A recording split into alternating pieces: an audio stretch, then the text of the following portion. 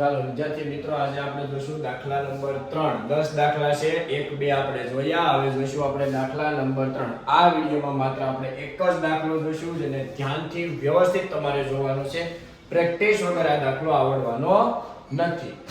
tan θ 1 cot θ plus cot θ 1 તો tan θ અહીંયા મિત્રો એક સૂચન આપેલું છે કે પદાવલીને sin θ અને cos θ ના સ્વરૂપમાં ફેરવો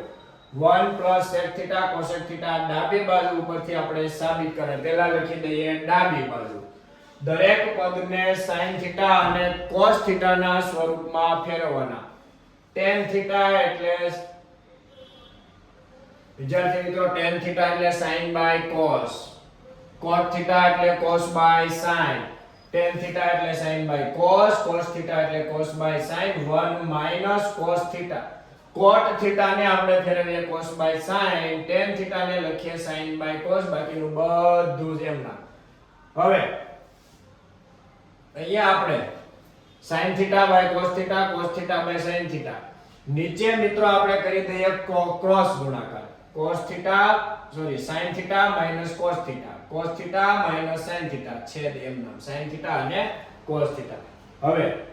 ખ્યાલ છે જ્યારે છેદનો છેદ હોય ત્યારે ગુણાકારમાં એને લખવામાં આવે તો છેદનો છેદ છે એ વ્યસ્ત થાય છેદનો છેદ એટલે અંશ અને છેદ તો છેદ ઉપર લખાય અંશને નીચે લખાય જો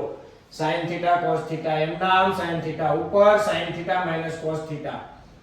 આ ઉપરનું પદ એમ નામ cos θ ઉપર cos θ minus sin θ પણ જ્યાં ભાગાકાર હતો ત્યાં થઈ ગયો ગુણાકાર શું થઈ ગયું વિદ્યાર્થી મિત્રો ગુણાકાર હવે ગુણાકારમાં ઉપર ગુણાકાર નીચે ગુણાકાર sin θ sin square θ cos θ cos square θ પણ અહીંયા પદ આવે છે sin θ minus cos θ અહીંયા પદ આવે છે cos θ minus sin θ બંને પદને સેમ કરવા માટે નિશાની ફેરવવી પડે જ્યારે પ્લસ નિશાનીને તમે માઈનસ કરો તો પદ ફરી જાય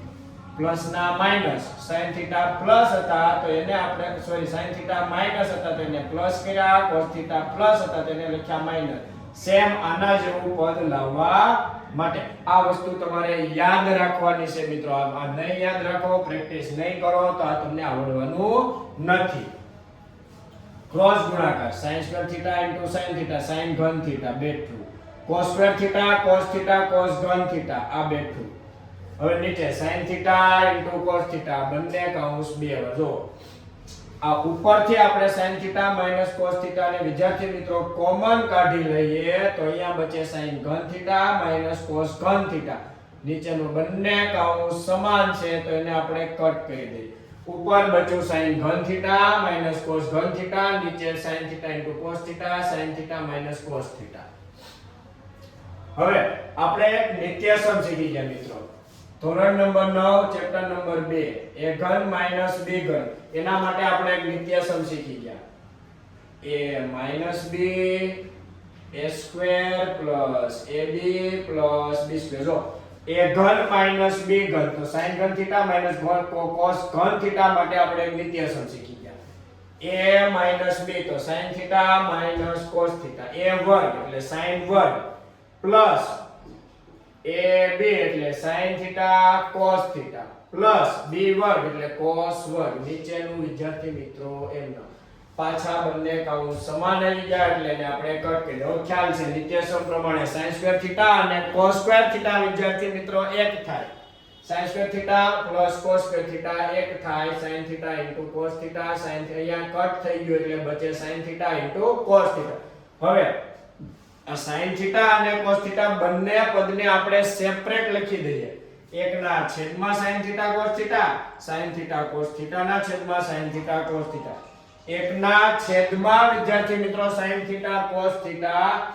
આ બંને કટ થઈ ગયો એટલે અહીંયા બચી ગયો 1 કેટલા બચી ગયા 1 હવે જો એકના છેદમાં sin θ cosec નું વ્યસ્ત છે તો આની જગ્યાએ આપણે લખી શકીએ cosec એકના છેદમાં cos θ એ sec નું વ્યસ્ત છે તો અહીંયા આપણે લખી શકીએ sec +1 હવે જે જમણી બાજુ સાબિત કરવાની છે ઓલમોસ્ટ આવી ગઈ છે ખાલી વ્યવસ્થિત લખવાની છે બરાબર જમણી બાજુ આ વિડિયોમાં માત્ર આપણે દાખલા નંબર 3 એક જ જોઈએ આગળના વિડિયોમાં આપણે જોઈશું દાખલા નંબર 4 અને દાખલા નંબર 5